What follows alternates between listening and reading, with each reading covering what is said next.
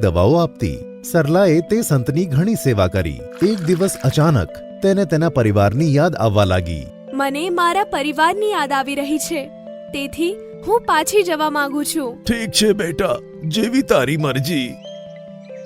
અને પછી તેઓ એક કૂવા પાસે ગયા અને સંતે કૂવામાંથી પાણી કાઢ્યું અને એક વાસણમાં નાખ્યું ત્યારે તે સોનાનું બની ગયું. સરલાએ તે સોનું લીધું અને સંતની પરવાનગી લઈને ઘરે પાછી ફરી. ઘરે જઈને સાવકા ભાઈએ તેને જોઈ અને કહ્યું, માં, જો સરલા પાછી આવી ગઈ છે અને સાથે ઘણું બધું સોનું લાવી છે. આવું સાંભળીને લલિતા દેવી દોડતા ત્યાં આવી ગઈ.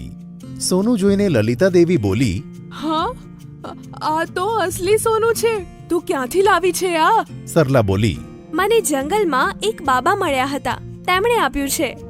લલિતા દેવી બોલી, હું પણ જઉં તે બાબા જોડે. મને રસ્તો કેવી રીતે જવાનું છે? સરલાએ તેમને હાથોના ઈશારા વડે રસ્તો બતાવ્યો. નરેશે તેની માને કહ્યું, મમ્મી, મોડું ના કર, તું પણ જલ્દી જા. મોડું ના કર, સોનું લઈને આવ. લલિતા દેવી ઝડપથી જંગલ તરફ નીકળી પડી. આગળ જતાં જ રસ્તામાં તેને હરણ જોવા મળ્યું.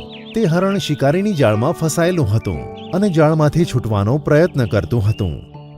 હરણે તેને પાસે બોલાવી. માતાજી, મહેરબાની કરીને મદદ કરો, મને આ જાળમાંથી છૂટું કરો. આ ઉપર લલિતા